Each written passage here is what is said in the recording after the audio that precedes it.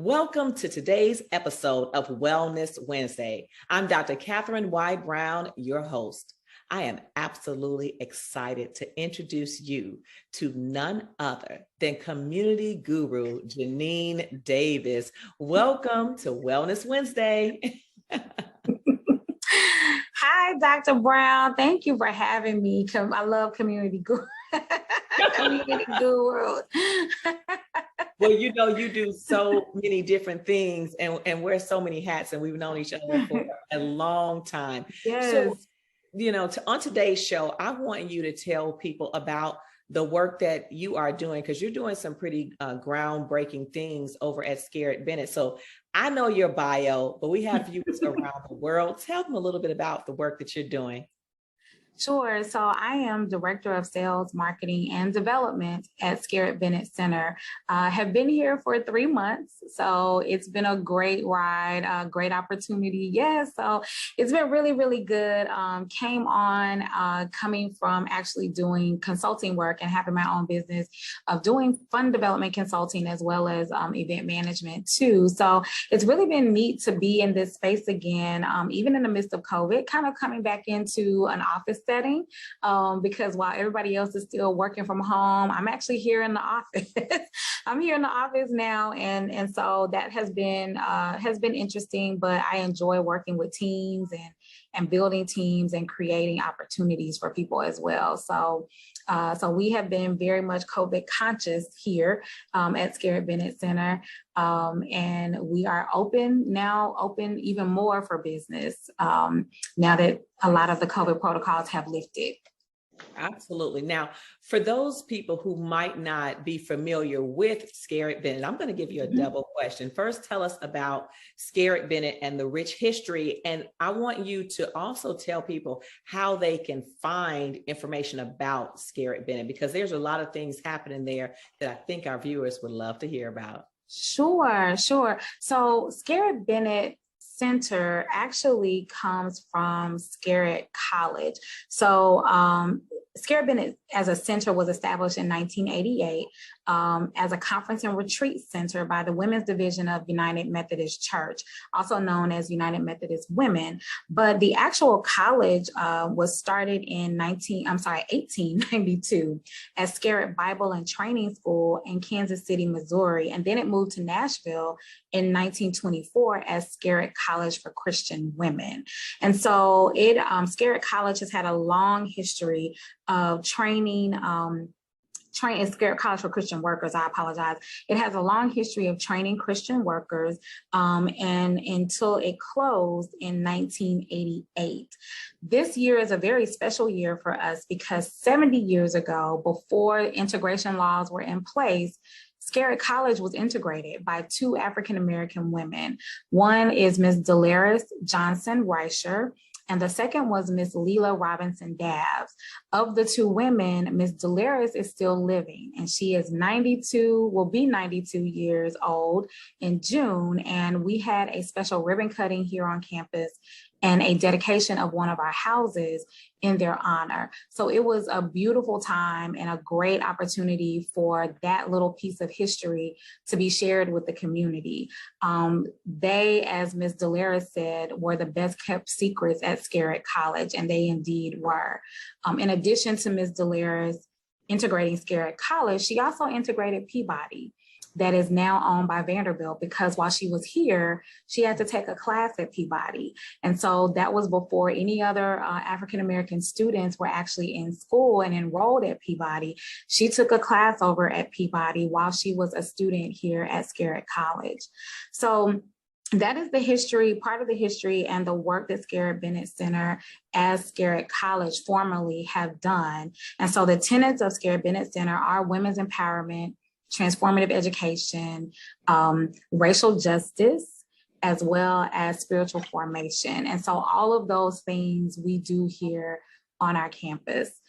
So we invite people to come. You can go to our website, which is scarybennett.org, and you can really learn more about what we're doing here. You can also come and have lunch with us.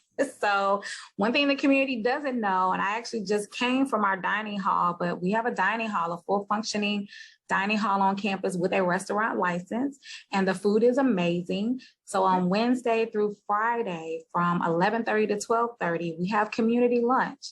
It's probably the cheapest place you can get a meat 3 plus a dessert and a beverage for $15. I don't know anywhere, not even Panera Bread around the around the corner, that you can get a meal like that. So we do that on, again, Wednesday through Friday. Invite people to come and visit our campus and have lunch with us. And then on the fourth Sundays, we do community dinner. So that is another opportunity to come to campus at 5 o'clock on the fourth Sunday. And after dinner, we have our Vespers, which is a jazz worship service. So it's a very unique worship service that we do every Sunday at 6 o'clock. But on the fourth Sunday, we have this special Vesper service that happens after the community dinner. So it's a lot of really neat things happening here on campus. Well, listen, you have given us an amazing overview, and I know people are excited about what you're doing. I want to pivot just a little bit to COVID-19. How did that impact a place like Scary Bennett? Sure. So again, as I mentioned, for those longtime Nashvillians who remember opportunities to be on campus when Scary in its former days had a lot of workshops, a lot of symposiums and other things here on campus, COVID-19, just like a lot of other businesses, it really stopped business for us. So staff were having to, move from being in offices to home. We were not able to have any events here on campus. We weren't able to sell meeting spaces or spaces for retreat, which we also have dorms. So the original dormitories that were here on campus in the early 1900s are still here. They're renovated. And so they're definitely renovated, but we were not able to, of course, have people in our dorms, in our meeting spaces, our dining hall. Everything had to shut down. So we had to pivot like most people and do everything virtually. So the good thing was we were still able to program and present programming activities, but we had to do it virtually. And again, that is a large part of the revenue stream here. As a nonprofit, we get those funds from programming as well as those event opportunities that we're able to have in the community when people come to have their workshops, their retreats, and things of that nature here on campus. So it was definitely something that, like everyone, we were affected by. Absolutely, absolutely. So today is April 27th, 2022. Now let's imagine 10 years down the road, what does success look like for Scary Bennett if you have accomplished everything that you were called to do through your work there? Great question. So what success looks like is that we have been able to, Nashville community knows what Scary Bennett Center is and what we do. They understand the difference between us and Vanderbilt, that we are our standalone organization, because a lot of people do confuse us with Vanderbilt and think that we are a part of Vanderbilt. It's also a place where justice is happening and justice work is happening. So it's a place where people who are wanting to do the justice work and the racial justice work, as well as, again, the women's empowerment work, we are your go-to. We're your go-to to hold those type of workshops, those type of symposiums, guest speakers. That's what Scary Bennett Center will look like 10 years from now. Also, we are the place where people are happy to sow a seed and make a donation towards those programming opportunities. And we're raising money for further work in the community, opportunities for internships for undergraduates and those in middle schools and elementary schools to come and learn about what it means to work in the work of, again, racial justice, women empowerment, spiritual transformation, and also transformative education. So that's what Scary Bennett Center looks like in 10 years.